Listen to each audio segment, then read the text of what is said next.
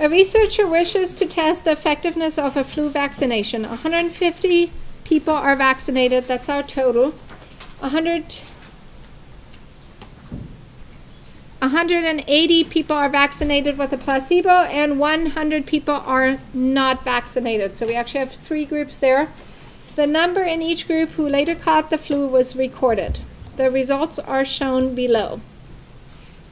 Okay, so we have a total of 150 in the first group, 180 in the second group, and 100 people in that third group. So we have 430 people total.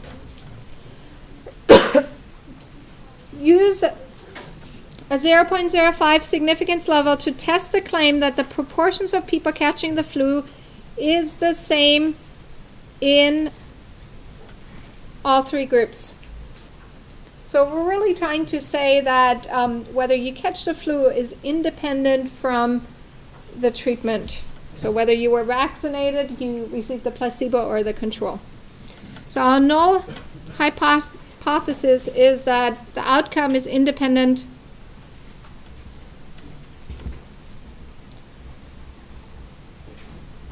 of the treatment. So whether you caught the flu is independent of whether you were vaccinated, received a placebo or a control group. H1 would be the opposite. The outcome is dependent on the treatment. So when we're testing a test of independence, that is a chi-square test, we have to enter our data in as a matrix. So we're going to choose the second matrix button.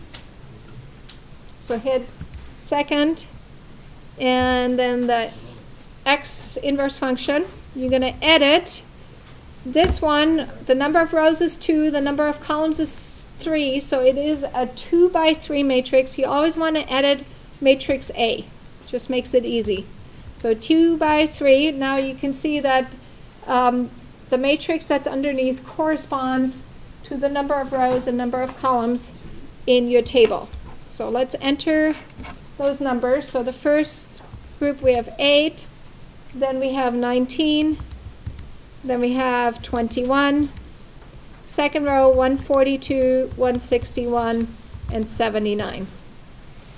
So we have to exit out of this menu, and we just do that by using the quit button. So that's the second mode button that gets us out of that menu. Now we're going to do a test. So to do the test, we go to Stat, Test, chi-square test. So chi-square test is the one that tests for independence, where the goodness of fit looks at how well it fits a given distribution. So make sure you don't confuse the two. Our observed frequencies are in A. Our expected frequencies are automatically populated into B. And then we're going to hit calculate. Now, over here, our chi-square test statistic, rounded to 3 decimals, is 14.965. Our p-value is 5.6 times 10 to the negative 4. So if we're rounding this to 4 decimals, we would actually have 3 zeros before the first number, and then the 5 actually rounds up to a 6. So this is one of the ones where we have scientific notation, but since we're rounding to 4 decimals, we definitely want to change that to 0.0006. This is a very low p-value, so less or equal to our significance level of 0.05. So when the p is low, we're going to reject the null. Okay, we're also going to find the critical value.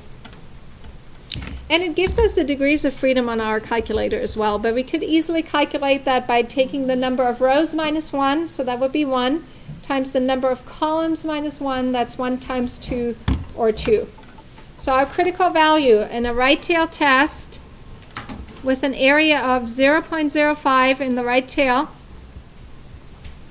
and 2 degrees of freedom is right over here a critical value of 5.991.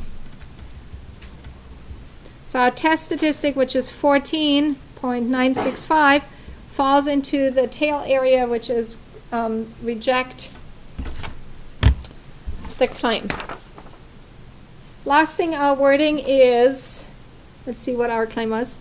Test the claim that the proportion catching the flu is the same. So we actually tested for independence, so our claim was in the null.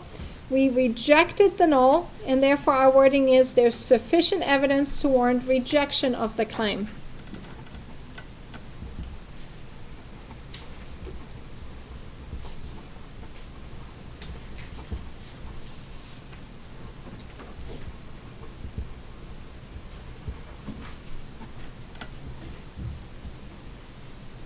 And the claim was that the proportion of people catching the flu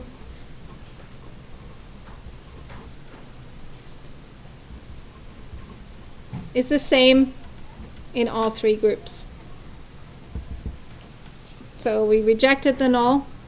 So just by looking at what's left, it looks like our data supports our claim that the outcome seems to be dependent on the treatment. So that's a good thing, because we would expect people who are vaccinated to have better outcomes than people who are not vaccinated.